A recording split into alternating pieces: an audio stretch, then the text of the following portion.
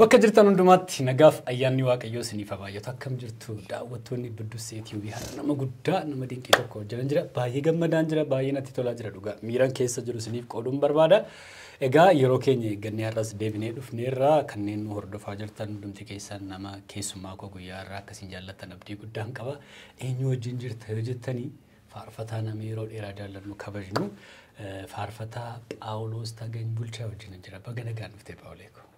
Bakka nagaan nu eddee warra Budduussee Tube gammee bakka nagaan nu eddee. Dhugaan dubbachuuf miira keessa galeera akkamitti akkan jalqabuyyuu hin beeku kanneen ardii Awurooppaa Ameerikaa biyyoota garaagaraa jirtan Afrikaa keessa Eeshiyaa keessa jirtanii Budduussee Tube subscribe gootan akkasumas immoo ilaalaa jirtan adaraa keessan subscribe godhaa maatii ta'aatiin wajjin turaan jedha. Egaa Phaawuleen maalan jedha gisii dinqii tokkoon dhufaa jira. Sagantaa addaa tokkoon. Yeroo muddamaa kanatti immoo isa argadhee isa wajjin taa'ee haasa'uu kootiif carraa guddaa dhaqunii baay'een gammada baay'ee waaqayyoon galateeffadha.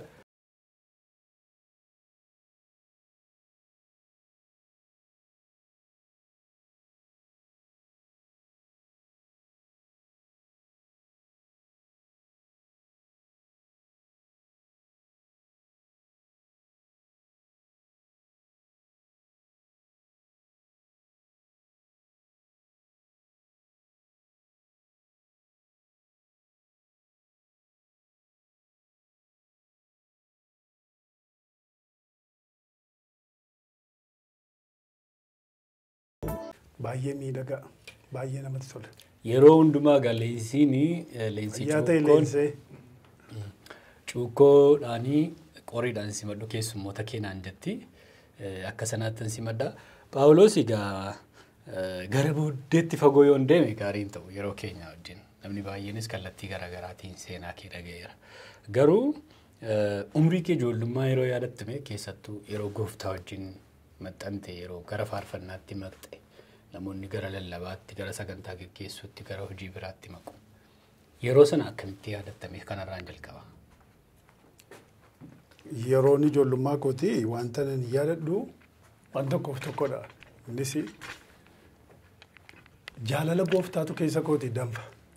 Ijoollummaadhuma umurii waggaa 9 waggaa 10 yeroon qabaataa ture kaasee jaalaluma gooftaa nama raachuuf kan ciisee ribaa dammaqee bahee galee taa'ee kee fannoo irratti jaalaluma natti agarsiise kanatu na dhiba.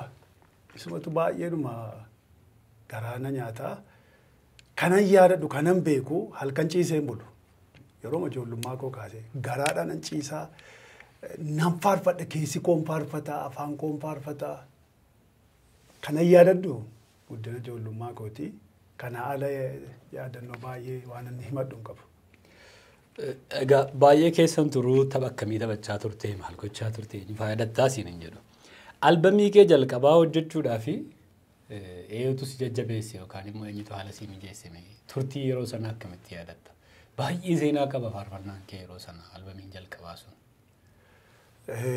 Albamii hojjechuudhaaf albamii kan kenna irra baay'ata jechuudha.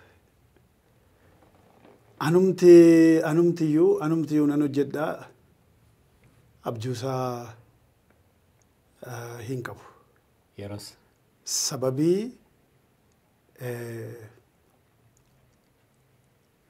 sadarkaa jireenyaa ani itti dhaladhee guddadhee jiraataa jiruurraan kan ka'e nan afeeru waa'ee CD yaaduu waa'ee kaasetii hojjechuu haalli jireenyaa.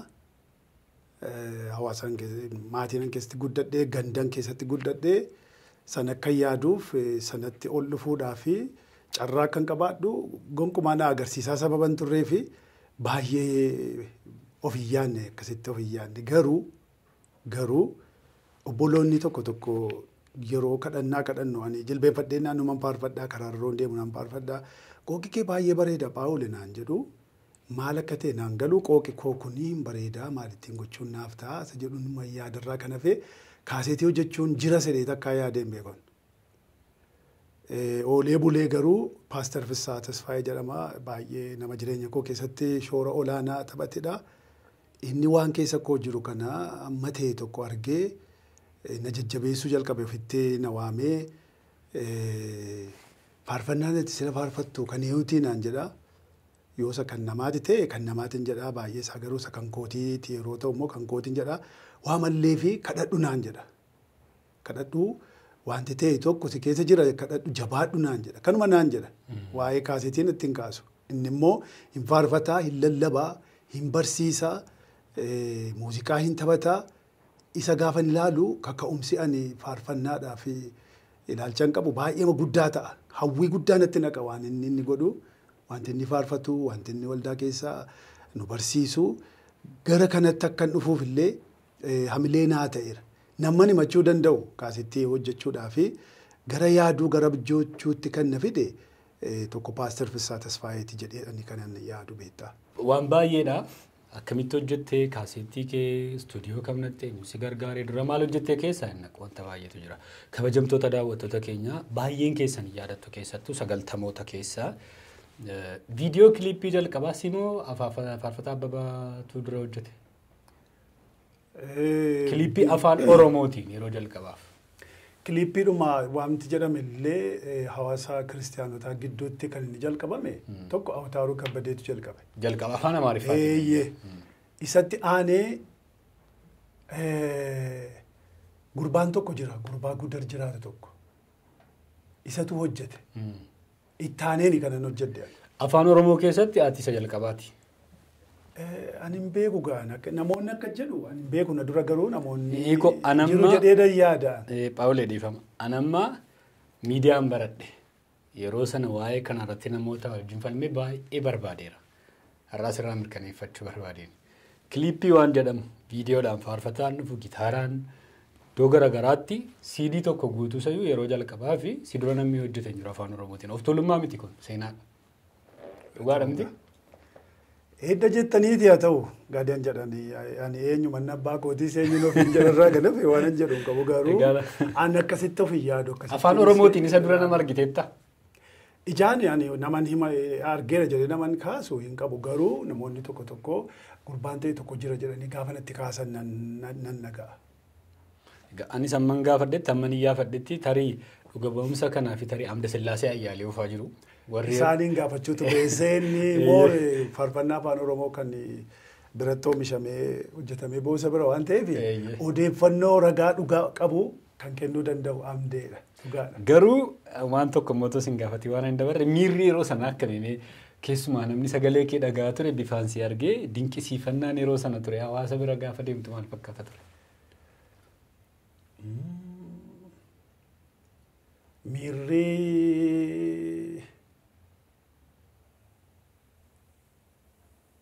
jechaan ibsuudhaaf natti ulfaata dhugaadha. Gammachuu, jajjabina, galata nama biraa arguu, dhaga'u. Anaan baay'ee keessumaa anaani baay'ee gadoof deebisuu, baay'eedhuma fuula gooftaa duratti gadoof qabuu.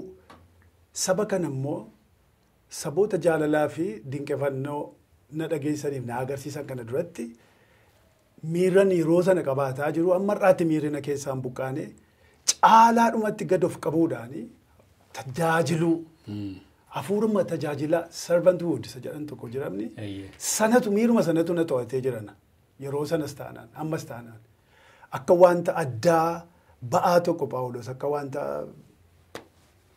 nama guddaatti garaan koos of ilaalee hin beeku. Kan egaa warri sitti dhiyaatanis nuunis amma beeknutti dhugaa baana dhugaa dubbachuudhaaf tuulummaan inni sun hin jiru garuu immoo seenaa keeti kun Waaqayyo kan sii kenne kanatu hojjechuu dandeesse seenaa keeti. Inni kan biraan gara Finfinnee dhuftee immoo albama baay'ee jaallatamaa ta'e isa lammaffaa galagalcheeraa itti. Waa sana immoo nu yaadachiisi miti nuti. Galagalcheeraanii gooftaan dubbii galagalcheeraan waan baay'ee seenaa baay'ee of keessaa qabaa.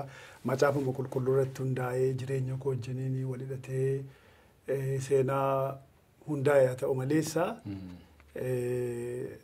biyyuma keenya keessatti illee wantoota baay'ee Waaqayyo iddoodhaa tuttuqee gaggalagalchee baay'eetu ture. waan baay'ee ture. Yaa faarfannaa sana faarfadhee Walisoo iddoo jedhamuun tajaajilaaf waggaa waggaatti deddeebi'ee tajaajila Walisoo. Konfiraansii gurguddaa qabu. Gara waggaa 8-9 waggaa waggaatti anuma dhaqa.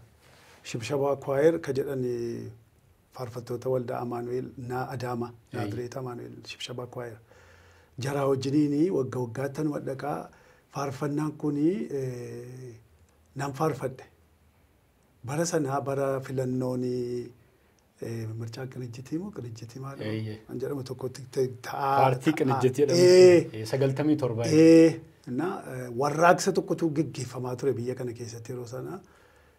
Faarfannaa kana faarfaddeen istaadiyoomii irraa bu'ee warri kaabinee dhufanii na qabanii maal jechuu barbaaddeetu maaltu galagalee faarfannaa sila jette sun uummata waa biraatti gaggeessuu yaaddeetu mee waan isaan nutti mina mana poolisii nageessanii jaarsolii waldaa yeroo sana turanii ala ta'anii haala waan ta'aa jiru kana ala na hordofaa turan. Na lakkanoo macaafuma irraan fuudhee faarfadhee waan inni haala mataa jiru kana wajjin wal qabatee waan jiru miti.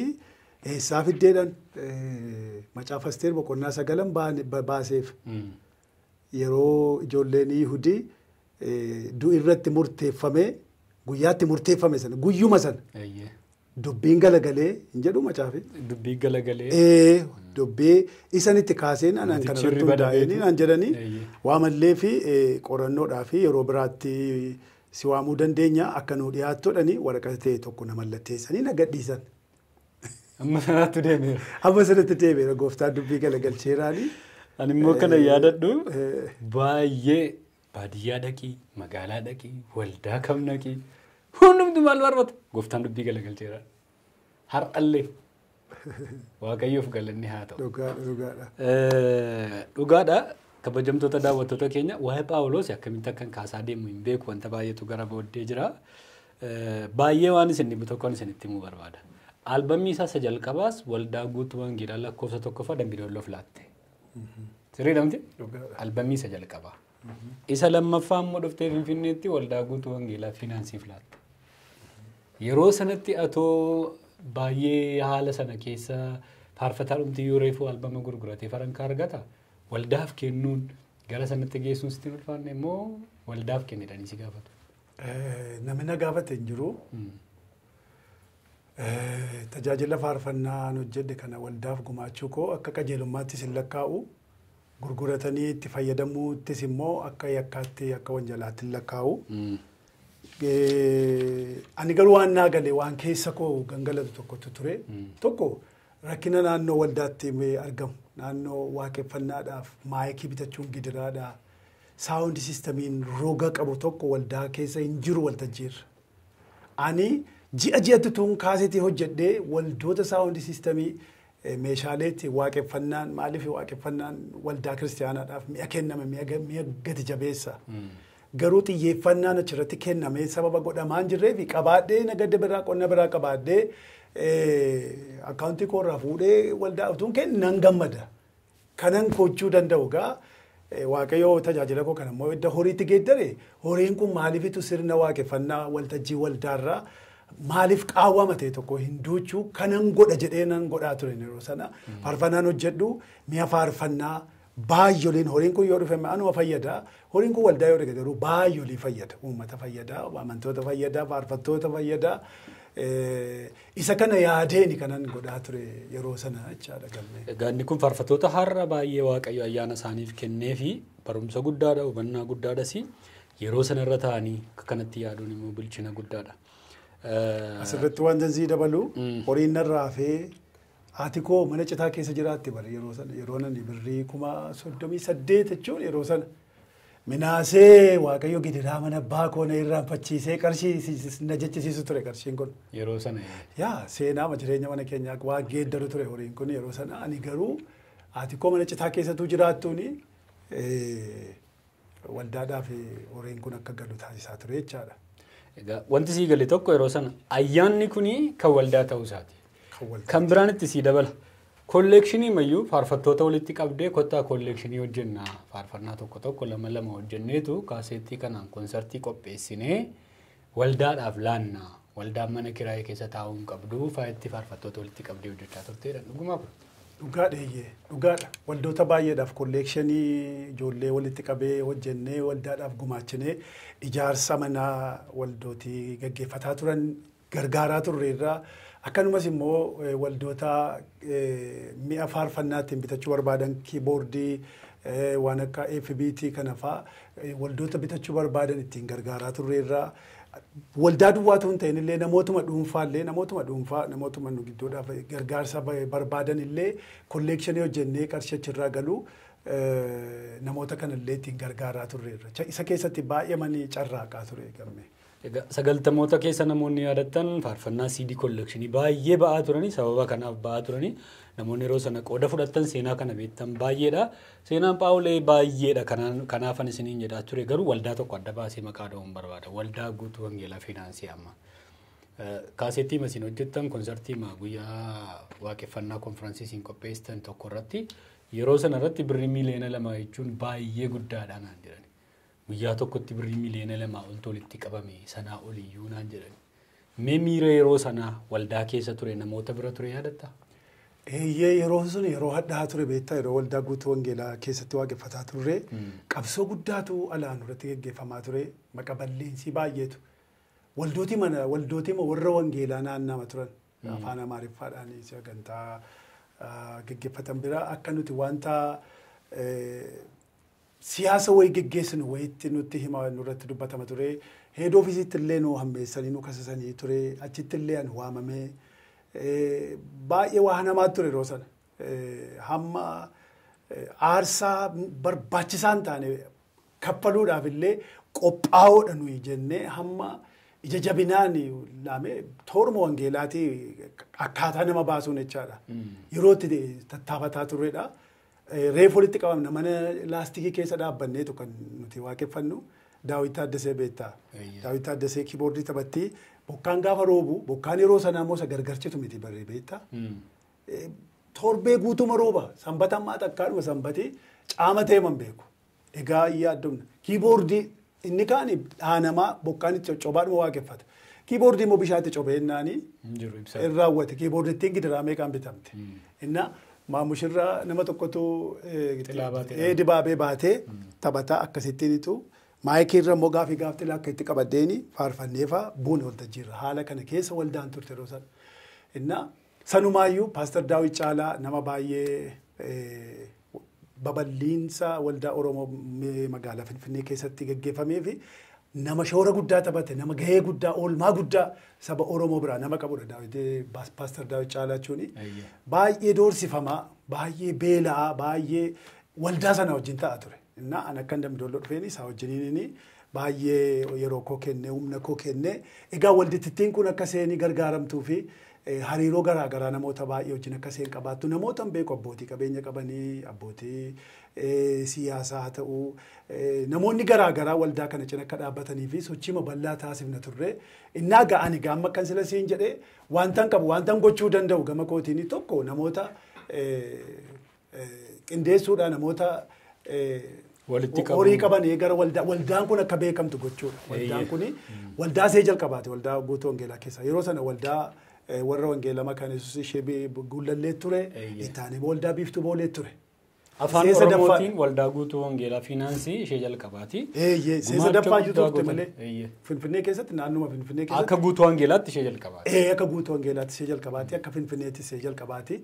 Egaa waldittiin kun bal'achuu qabdi babal'achuu qabdi ijoollee ilmaan of jalatti horachuu qabdi maaliif tajaajiltoota baay'eetu booddee natti mul'ata ture barumsaaf yuunivarsiitiidhaaf kooleejiidhaaf ijoollee baay'anii dhufantu jira afaan dhufan heddanatti afaan Oromoo malee afaan Amaariffaan beekan beekta waltajjii afaan isaaniitiin ijoolleen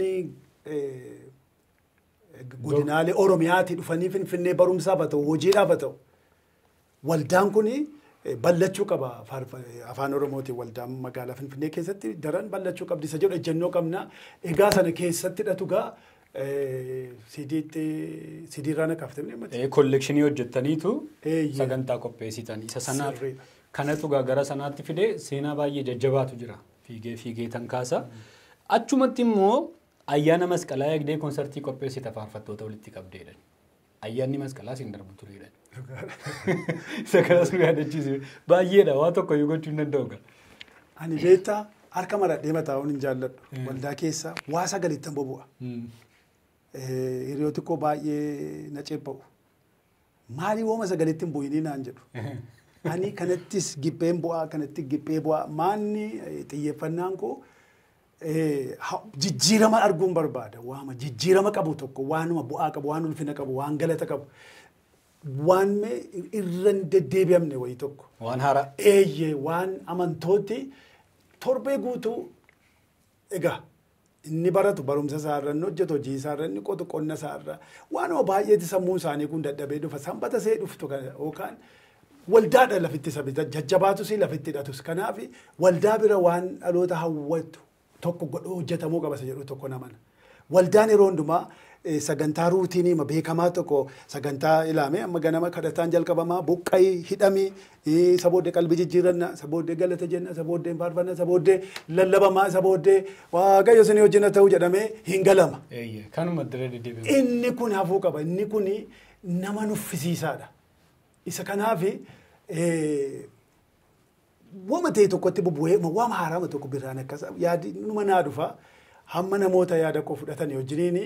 Sochii makana godhaa turre gaaruu sana koonsartii jala bultii masqalaa jala bultii kana inuma gooftaa galatu fi xaamboomsa guddaa nuu kenna ture akka irraa kana waan rikoordii ittiin godhannee lafaa qabnu hin qabnuudha malee dhugaadha risoorsii baay'ee qabna turre qilleensuma irratti nu jalaa hafe garuu. Waaqayyoof galatu kunoo dhalee seenaadha har'a kaasnee dubbachuudhaaf sababa nuu ta'eera. Viidiyoon isaa kana sana jechuudha yoo baanne sammuu namootaa keessa jira. Waldaa sana keessas jira waaqayyoof galatu inni carraa kana nu kenna. Inni kan biraan immoo konsertii dhumti baran beekamne keessa faarfataa rooba hamaan fa'aa taatanii faarfataa Iyyoob yaadataa fa'aa taatanii magaalaa Amboo irratti gara faarfattoota 17 walitti qabdanii konsertii guddaa tokko qopheessitaniidha. Yaadataa isa sana. Akkam ture magaalaan Amboo simanni isaa akkam ture? Beektaa yaada kana anaa magii taanee teenya haasofne Iyyoobiin immoo ofitti dabalannee roobaa immoo ofitti dabalannee. Magiinis ture asin duukaa. Eeyyeeka magiinni baay'ee malee yaada gabbataa kan fiffidu yuusa ture bar. Innaa bilisee ofitti dabalannee akka koree tokkoo taanee dhaabbanne faarfattoota leexaa faarfattoota biyya Oromiyaarraa biqilan waaqayyo dibee kaase kana walitti dhufuu qabnaa gurmaa'uu qabnaa hawaasa keenya gidduutti waan hafuuraan dhiibbaa fiduu qabnaa. Dhiibbaa barnootaa fiduu qabnaa, dhiibbaa siyaasaallee fiduu qabnaa, dhiibbaa qonnaa, dhiibbaa kallattii hundumaatiin saayinsii waldaama keessatti uumuu qabnaa. Nuti faarfannaadhaaf waaqayyo nu waame garuu kennaan keenya dandeettiin keenyas faarfannaarra hin ce'a. Agartee garuu akkaataatti geggeessota biratti beekamnu jennee bu'uudhuma duwwaadhaan nu beeku namoonni. Garuu ijoollee keenya keessa dandeettii dhugaadha dandeetti biyya jijjiiruu danda'u. Kontinentii Afrikaa jijjiiruu danda'utu faarfattoota keenya keessa jira beektaa. Inna namoota kana walitti finnee gurmoofnee humnoomnee tajaajiluu qabnaas jedhutu waliin mari'annee kanaafuu wanta nu barbaachisu qarshii kiisii keenya keessaa hamma qabnu ishee tajaajila deemnee birrii 50 argannu birrii 20 argannu irraa walitti buufneedhatu mee kanarraa maaf hin kaanu hin kadhannaa jennee kadhannaadhaaf gastaa hosii bishooftuurraa kiraayii fudhannee achitti deemnee kadhataa turre. Hin kadhan guyyaa lama guyyaa sadii turre beektaa.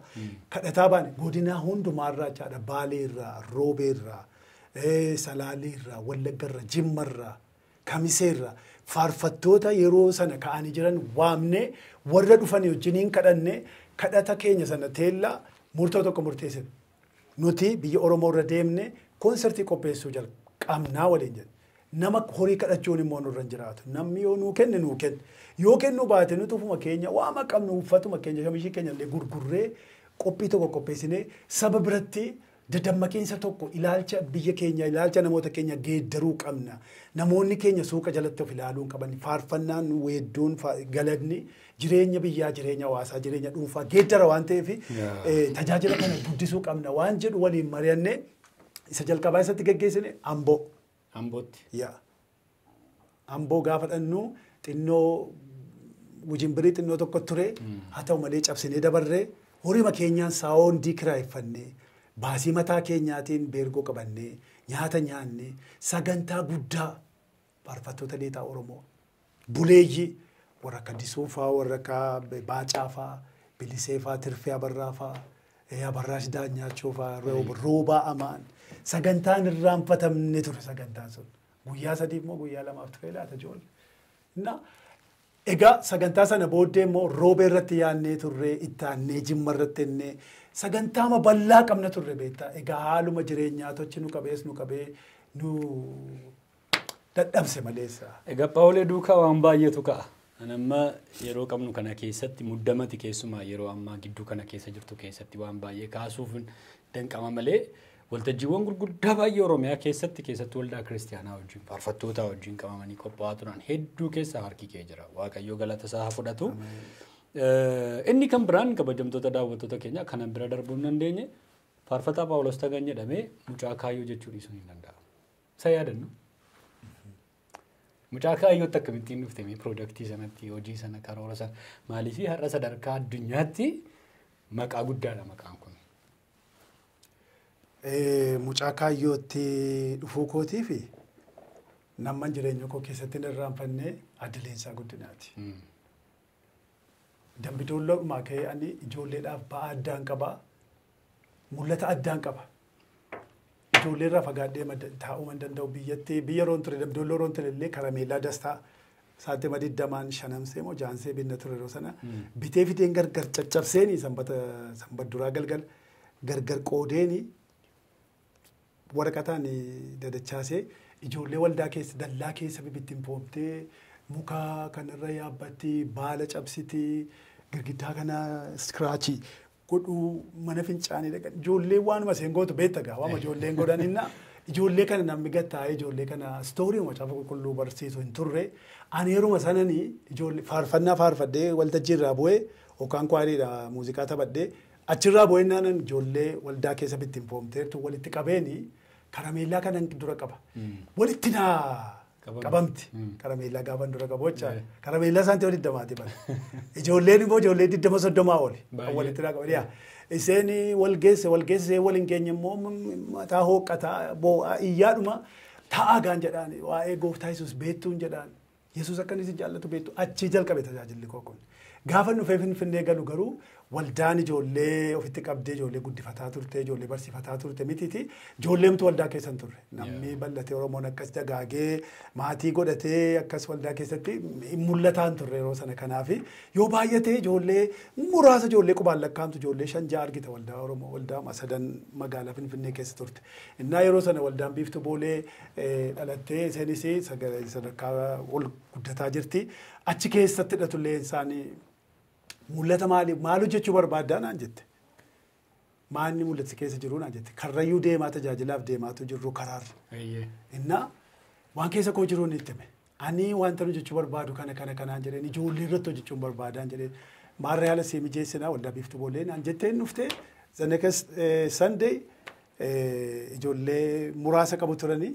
ijoollee Akuleefaa ijoollee Eelsaa ijoollee Abbabuu yaa ijoollee Malilloo keenyaati ijoollee Butaaddesee ijoollee maatii 3 arfan tokkooti kan ture yeroo sana innaa isaan biratti tajaajila kan akkan jalqabuuf waldaan biiftuu boolee carraa guddaa naa laatan simannaa guddaa naa godhanii gargaarsa guddaa na gargaaranii maatiinis achi keessatti baay'ee macina koo dhaabbatanii egaa tajaajilli ijoollee kaayyoo waldaa biiftuu boolee keessatti waama jalqabamee turedha ani immoo gaaraqee manitti makamee achi keessa akkasittiin tajaajilli sun as dhufee jechaadha. Har'a yeroo ijoolleen fiiganii dhufanii sitti marman akkas guddatee babal'atee argitu maaltu sitti dhaga'ama?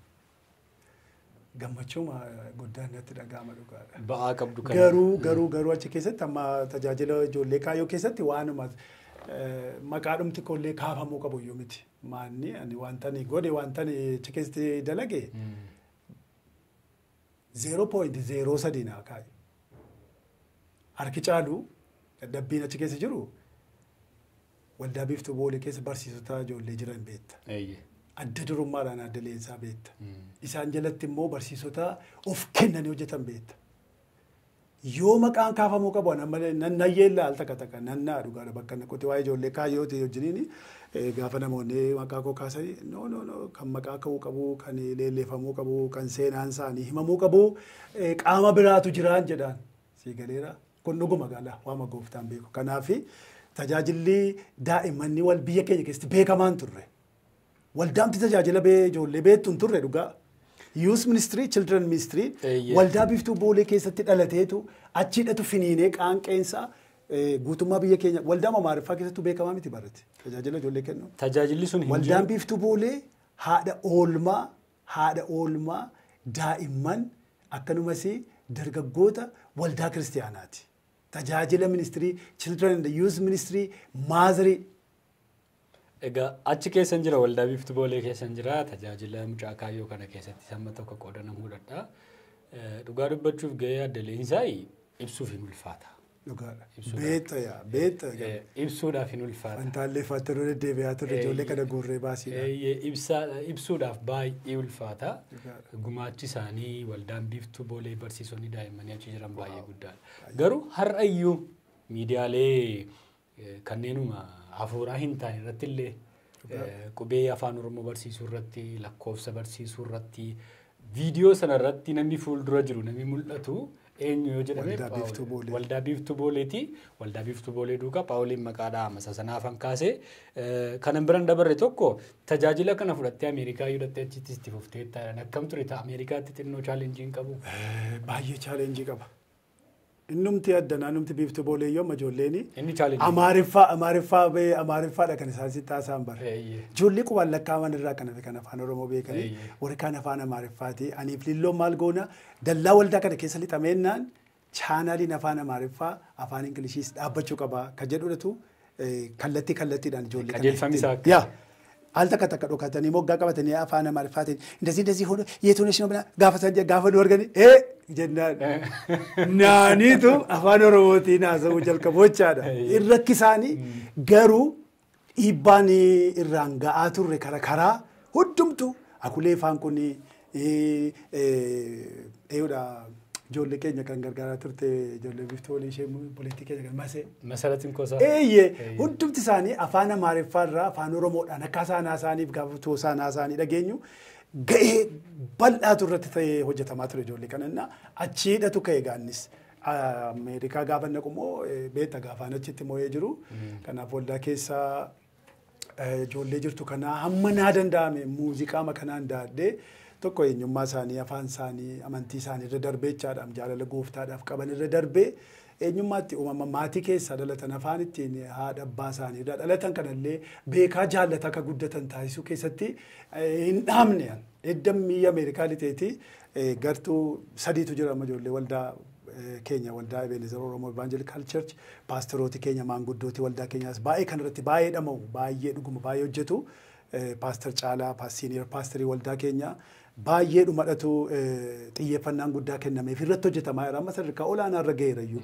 Yeroo sana yeroo nan naqesi jalqabamee ture tajaajilli ijoollee ani gaddooma jiroonii fuudhee adeemsisuu jalqabee waldaan Youth and Children Ministry Director na godhanii na mudanii achirratti hojjetaa ture. Ani gaa tajaajila sooloo tajaajila biraan waldaa keessaa kennurra tajaajila ijoollee biratti kennutu nagaa gabii guddaa naa kenna. Si gammachiisa. Baay'ee. Innaa ijoolleen ammachi gartuu Adoonaay jedhamtu jira, gartuu ijoollee Kaayyoo of Minisootaa jedhamtu jira, gartuu Eelshadaay jedhamtu jira. Hin soomuu, hin kadhatu, waliin baay'ee hin qayyabatu. Egaa humna namaatu hin jiru. Kariikulamii barnootaa amma biiftuun booleellee qopheessitee amma abdataan jira amma waldaa keenya biyyootuma keenya kanaaf illee waliin ga'uudhaaf. Inni hin jiru bakka kun hin jirretti dhagaa amma sochiidhuma kana keessan ture chittis ijoollee warri guddatan immoo amma of jala guddatanii amma yuutuubii korraa jira tajaajilli isaanii. Mi'a ulfinaati kan jedhu faarfannaa isaanii dhageessaa taata. Waaqa baabilee kooti amantii abbootii kooti maxxaneettan jiraadha jaalala Yesuus kootteedhanii faarfatu. Akkuma ijoollee danaa jaalala biyyaa qabu afaan biyyaa barachuu fedhii qabu gooftaa baay'ee jaallatu gooftaa tajaajiluu baay'ee jaallatu hirmannaa guddaa gochaa jiru jechaadha ijoolleen Kaayyoo Minisootaa jiranis. Egaa bal'aadha waan baay'ee kaasutu irra jira gara kan biraatti deema ammas dafee ariifadhe maaliif haasaatu olli natti tola. baay'ee mi'a haasaan si wajjin haasaa jiru. Waa'ee ilaamee ministirii yaadanne ilaamee ministiriin Oromiyaa keessa naanna'ee anummoo isin duukaa deemaan ture na yaadadha yeroo sana akkamitti yaadattame gammachuu akkamii kenna ture keessumaa. Innis bu'aa ba'iinsaa salphaan turre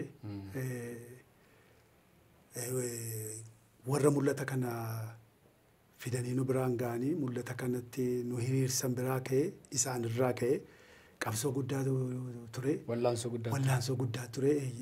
Haa ta'u maleessa jijjiiramamma haxinnaatu hayaratu biyya keenya keessatti ta'aa jiruufi ilaameen qoodinni taphate salphaa miti. Baay'ee guddaadha. Babal'ina afaan Oromoo babal'ina waldaa kiristaanaa biyya afaan Oromootiin waldaan kiristaanaa biyya keenya keessatti geggeessaa jirtuufi ga'een ilaameen taphate salphaa miti. Yaadatta yoo ta'e sochiin waldaa afaan Oromoo biyya kana keessatti akka qummuudee ol ba'uu jalqabeeni ilaameen tajaajiltoota waldootiirra jiranii geggeessitoota walitti qabee hin leenjisu turan. Beektaa. Magaalaa gurguddaa keessa deeme biyya keenyaaf qorichi biyya keenyaaf furmaanni qalbii jijjiirrannaadha.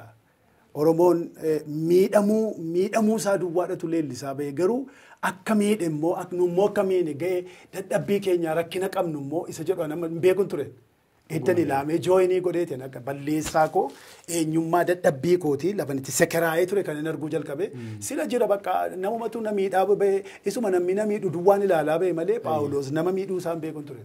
Eddan ilaamee jooyinii godheeni edaa nus edaa yakka qabna nus edaa cubbuu qabna nus edaa miidhaa turre nus edaa karaa tokko karaa biraasi rakkina nurra jiru kanaaf harka keessaa qabna diigamsa amma keessa jirru kanaafi nus harka qabna harka nama biraa miti isa jedhu hubachiisuu namoota kanatti barsiisa kanatti fiduu keessatti ga'een ilaamee salphaa hin turre namoota akka of baran akka of jaallatan miilla isaanii gadi fageeffatanii akka dhaabbatan ofitti amantummaa akka qabaatan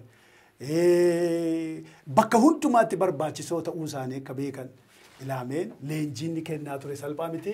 Hubannoonni uume kanatu immoo har'a biyya keenya keessatti illee wantoota baay'ee nu agarsiisaa jira jedhee nama na beektaa. Waggaa 11 I think sanaa oliyyuu ta'uu danda'a yaadattooti galma barkumeetti konfiraansii yeroo jalqabaatiif afaan Oromootiin qophaa'e uummanni Oromoo Oromiyaa Finfinnee keessatti uffata aadaa uffatee baay'ee sagantaa naasisaa ture.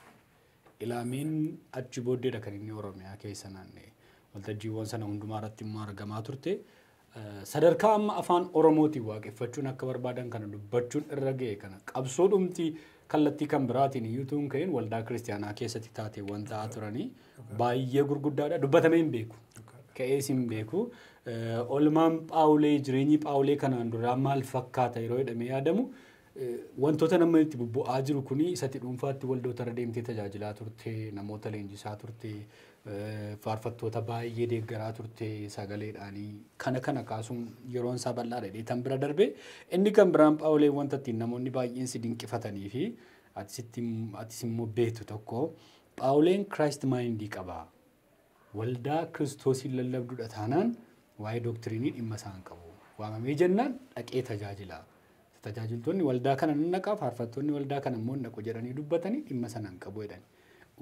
Mee waa'ee ishee kana faarfattoonni amma barachuu qabu gatii ta'ee fi namoonni keessumaa gara booddeetti ka'anii kanarratti waan dubbattu qabda. Dhugaadha inni kuni Kiristoos Yesuus kuni Afrikaawwii miti Ameerikaawwii miti Yesuus kuni waaqa miti yuunivarsaaliidha Yesuus kan hundumaati. Gaafa inni waldoota tajaajiluudhaaf socho'u wantoota lamarratti xiyyeeffadha. Barsiisa Sillaasee timirtisa jedhan beektamni. Waaqayyo abbaarraa ilmarraa hafuura qulqulluurraa barsiisa akkamii ejjennoo akkamii amantaa akkamii qabu isa jedhu ni ilaala. Beekamaadha kan hundumaa waldaa biyya keenyaa keessa akka jiranii. Inni qulqulluu ta'e argeennaan doktiriinii isheen kaan badaa dhimma naan ta'u.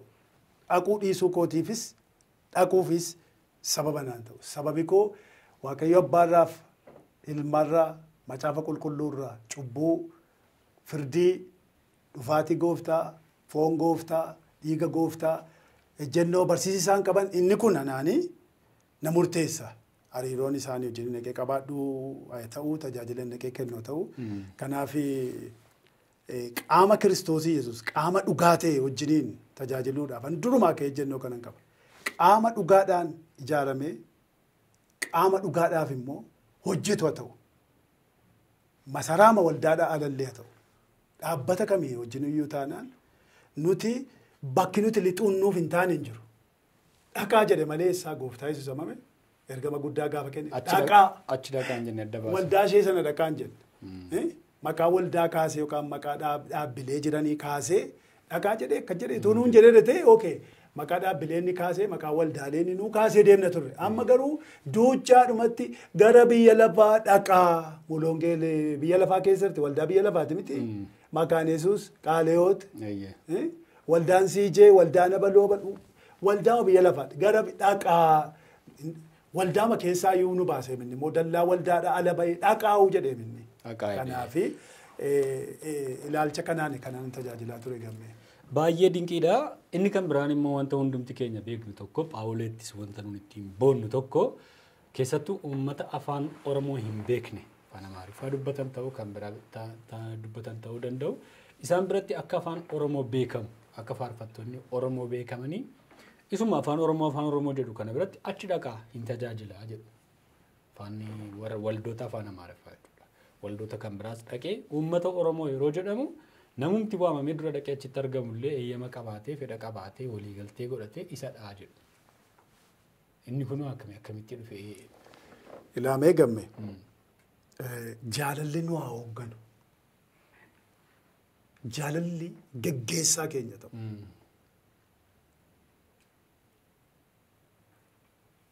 Kun yommuu ta'u wanta gootu hundumaa akkaataatti gootu sirkaan badu. Wanta balleessiturra wanta tolchitutu caala.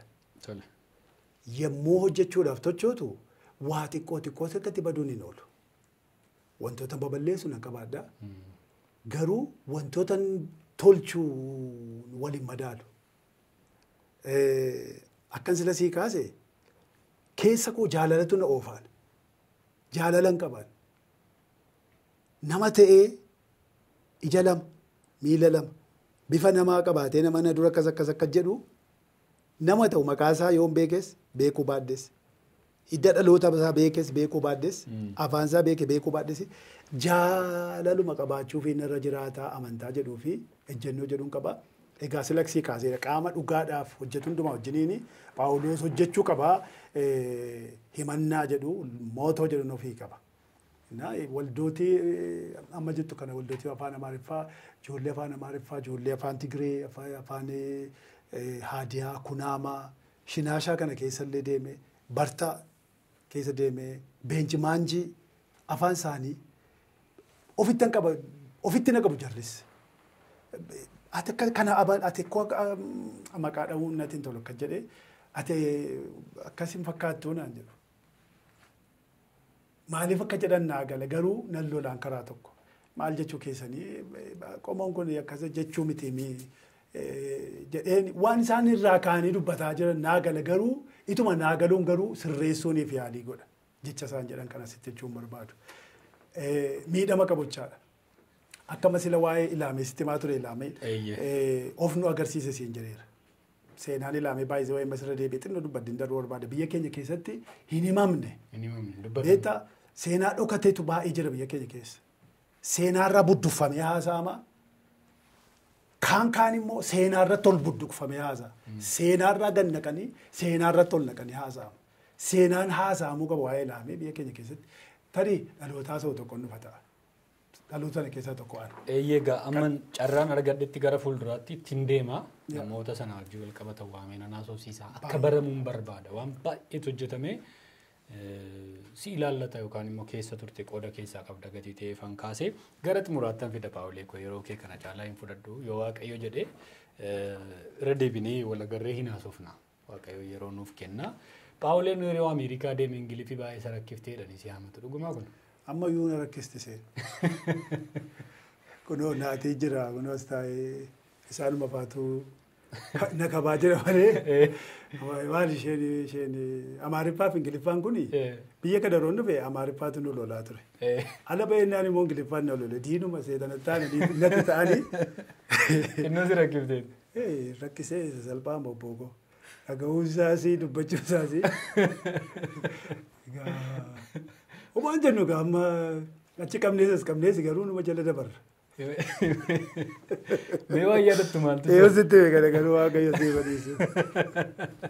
Mee waan yaadattu maaltu? Ingiliziidhaan faarfachuudhaaf deema gaafan deeme garuu asheetii Ingilishiidhaan na faarfadhaa jedhee waan akkasii waan yaadaa yoo ta'e gaafa na guwaa haalwachuu miti. Haalwachuu miti. Ingilishiin nuti seenaa sitti beennuufi nachi waaqaaf lafa beektaa.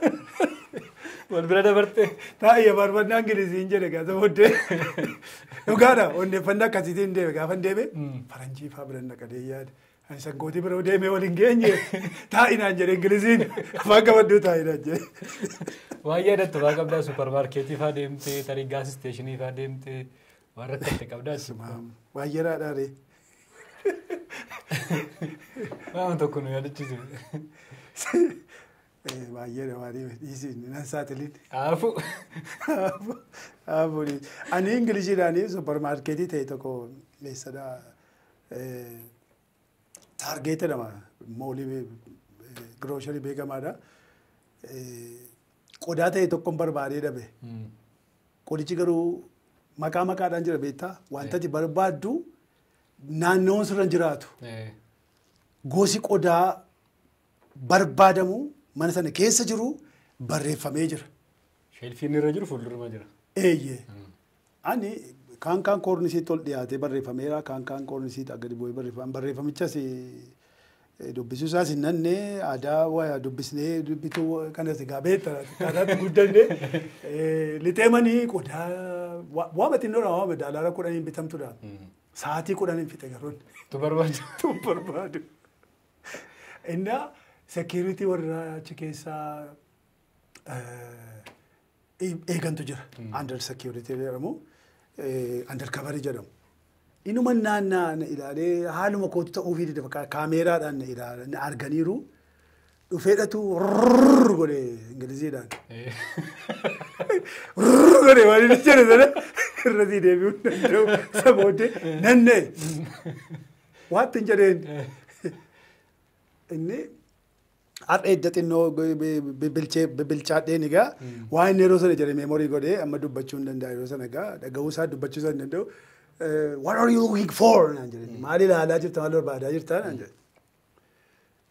Maal jedhu qodittii maqaaseesi hin beeku maqaaseen biyyaa beeku duwwaan beekan.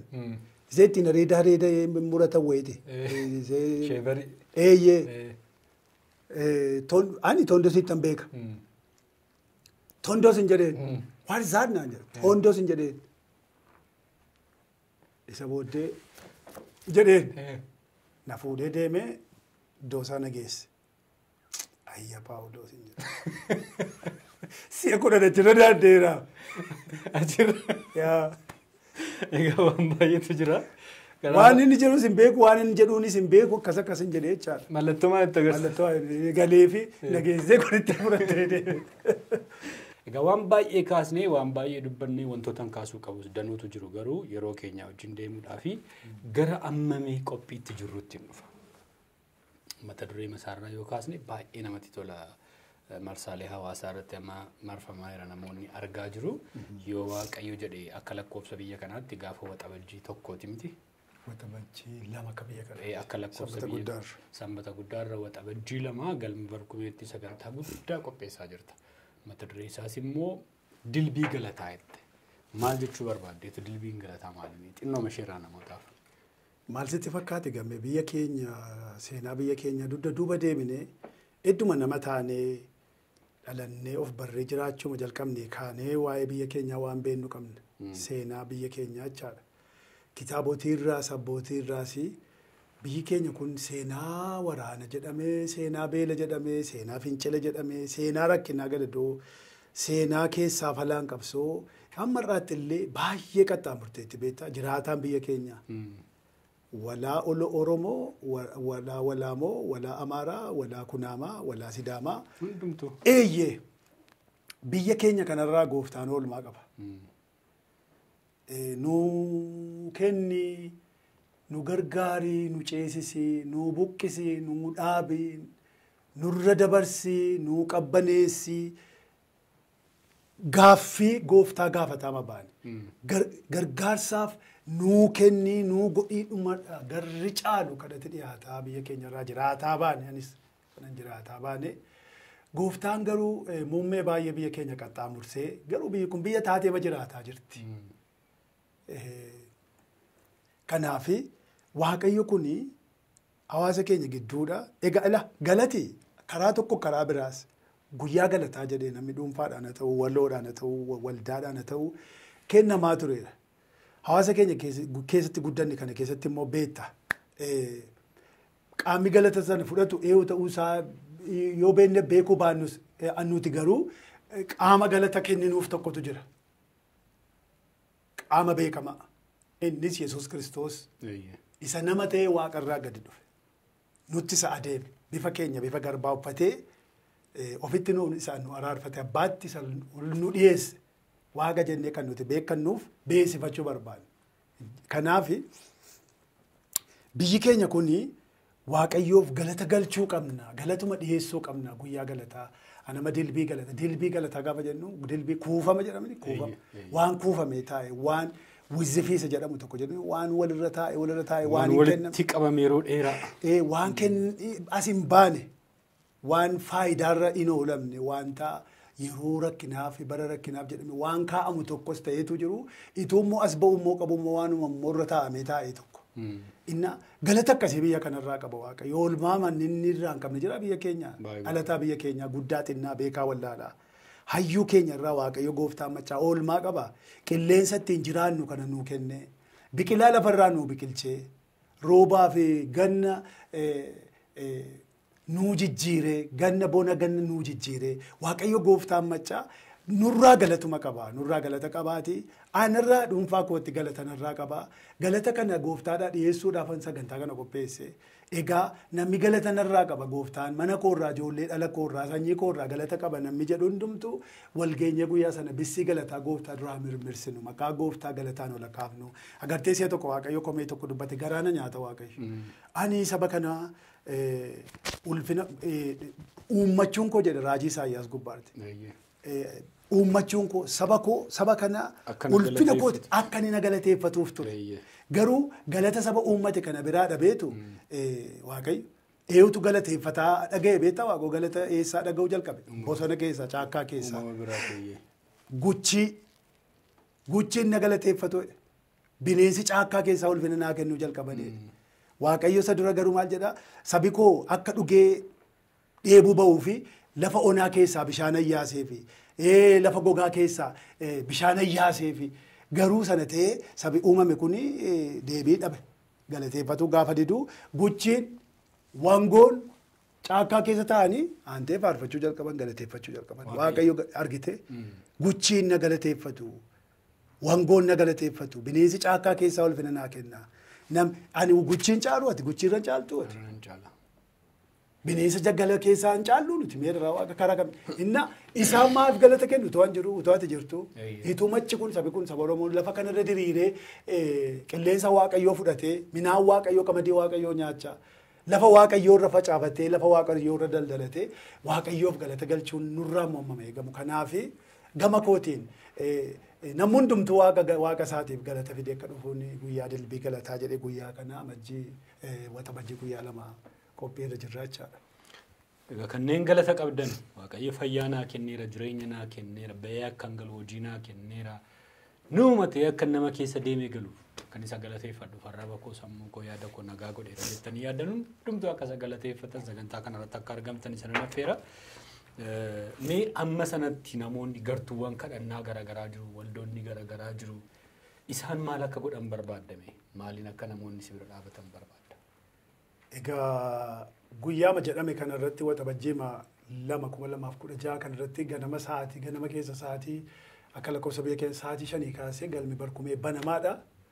achi keessatti tarii nyaatiti qophaa'uu danda'a waan akka dhugaatii wayii waan akka waan ho'aa wayii argachuu danda'u sagantaan garuu addumaanii guyyaa keessa sa'aatii 7 jalqabaa qophii guddaadhatu taasisnee jirra achirratti namooti biroon namooti nu tajaajilanis jiru gareen nu tajaajilanis jiru ana duwwaa miti maanguddooti waldaa kiristaanaa paastoroonni luboonni amantoonni isaanii waldaadhaa ba'anii dhufanii gaafa sana bissii galataa qabatanii magaalaa Finfinnee kana keessa adeemaa galateeffataa waaqa guddaa waaqa isaan jiraachise waaqa biyya godhee waaqa jireenya godhee jireenya isaanii kenne kana galateeffataa dhufanii na waliin saba wal geenye akka galateeffannuu fi waamicha akka amantoota isaaniitiin naagaanan isaan gaafadha. Gartuu muuziqaa Daawit Lammiitiin hoogganamu wajjin shaakalaa jirtan. Dhugaadha. Mee akkamii shaakalli keessan wantoota lammii xinnoo ishee dhagahu? Lammii baandiidha wajjiniini. Lammii baandiidha wajjiniini Daawit Lammii baandii baay'een wajjin dhamaa jira. Ijoolleen isaa wajjin jiran baay'een wajjin dhamaa jiru. Almost gara ji'a afurii walakkaa akkas nu fixeera qophii kana edda jalqabne. Karaa keenya qophii barbaachisaa xumurannee ma jirra jechuun hin danda'ama. Waama yeraa advertisingii kana irratti xinnoosee booddee tafaa jirra fakkaata. Haa ta'u malee irrattis amma ta'e tokko deemaa jirra. Ani immoo baay'ee connection baay'ee hin qabu. Afaan koo tolaa miti jechuun. As bahee gabaa baluu like share adirgu waan akkasii kana muuxannoo isaa sababa hin qabneefi karuma kanaafa namoonni waamicha amantoota biraan akka naagaaniif yoo na gargaaran nan gammada yoo fedha isaanii ta'e. Egaa amman carraan qabutti fayyadameetanii ogummaa koo kanaanii namoonni ana fakkaatan ogummaa kana keessa jirtan sooshaal miidiyaa qabdan hordoftoota baay'ee qabdan hundumtinuu akka beeksisa kana qooddan maaliifi galmi barkumee guutuu qaba irra dhangala'uu qaba. Waaqayyo magaalaa Finfinnee keessatti biyya kana keessatti galateeffamuu qaba. Dilbiin galataa Waaqayyo dhiyaachuu qaba. Keessattuu magaalaa Finfinnee, magaalaa Shaggar, Adaamaarraa kaasee Adaamaa, Dabra Birhaan asiin hamma asii ol dheeratu Ambootii kaasee hin danda'ama. Wanjiidhaa kaasee dhufuun baatuudhaa kaasee dhufuun hin danda'ama. Sagantaa kanarratti hirmaachuudhaaf namoonni hojii qabdaniin beellama qabdanii sagantaa garaagaraa qabdanii adaraa keessan of qopheessuudhaan gurmooftanii dargaggoonni gartuuwwan garaagaraa yuunivarsiitiiwwan kolleejjiiwwan irraatii bareeddanii uffattanii seera eegdanii adaraa keessan sagantaa kanarratti sanbata ganamaa egaa waxabajjii 2 galmi barkumee sa'aatii 5 kaasee hin banama galma barkumeetti walitti qabamnee bareennee nutti tolee waaqayyoof aarsaa galataa dilbii galataa akka dhiyeessinuu fi anis karaa kootiin waamicha isinii gochuun barbaada namoonni isiniif danda'ame fi keessanii baatanii dubbachuudhaan marsaalee hawaasaa irratti kan Phaawulee hordofuu ta'uu danda'a kallattii garaagaraatiin viidiyoowwan poost godhaman namootaaf qooduudhaan hiriyoota keessan affeeruudhaan sagantaa kanarratti akkasiin argamtan adaraan isiniin jedha. Biyya kana keessatti afaan Oromootiin Waaqayyo ni galateeffama saba Oromoo gidduutti galatanii simata galateeffachuudhaan immoo moo'ichi kan biraa akka inni dhufu hundumti keessan beektu baay'ee sin jaallanna baay'ee sin kabajna waxabajjii 2 galma barkumeetti wal agarra. Baasiin kallattii arfaniin namoota kana galgala sana geessee manaan ga'u qophaa'ee jira isasitti. Baasiin kallattiiwwan garaagaraatiin keessattuu namoota fagoorraa dhuftan magaalaa Shaggarraa ta'uu danda'a, Hoolataarraa, Bishooftuurraa, maal jedha Adaamaarraa kallattii arfaniin gara Amboorraa ta'uu danda'a, asiin karaa Sulultaa kallattii kanaan karaa Laga Xaafoo Sandaafaarraa gita garaagaraatiin namoota dhuftanii hundumaayyuu tariitii namoonni wal gargaaruu dandeessu. Baasiiwwan garaagaraa baasii konkolaataa qopheessuudhaaf immoo irratti qophaa'amaa jira. Inni kunis odeeffannoo gaariidha. Irratti argamuudhaaf wanti isin barbaachisu gaafa sana sagantaa keessan qopheeffachuu jettanii qophooftanii uffattanii dhiqattanii argamuudha. Waaqayyoof galata fiddanii dhufuudha. Sagantaa kun gara xumuruutti fida Phaawuleen. Yeroon waltajjii kanarratti namoota affeeru namoota gaaffii tokkoon gaafachuu barbaada yeroo hundumaa. Namoonni jireenya isaanii amma waan baay'ee haasaa dhufte waan baay'ee kaasni mata duree waan baay'ee kaasni garuu utuun kana godheera ta'ee utuun immoo kana hin goone ta'ee jettee gaabbii qabdaa jireenya kee keessatti tarii kan namoonni irraa barachuu danda'an.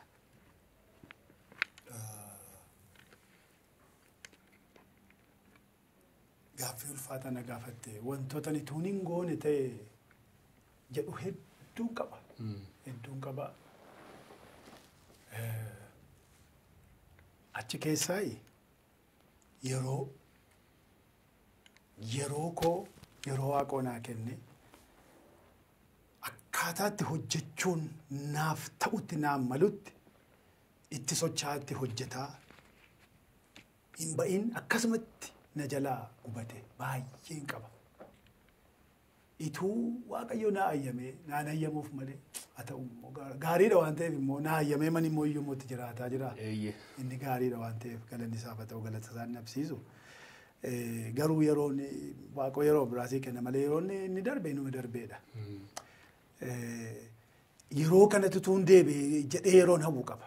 Kanaaf dargaggoonni biyya keenya keessa jiran amantoonni hojjetoonni gooftaa kallattii maraan hojii mootummaa warra hojjetan, hojii dhuunfaa warra hojjetan, maatii isaaniif warra hojjetan, hawaasaaf warra hojjetan yeroo isaanii kennan nama gaabbisiisa baay'ee.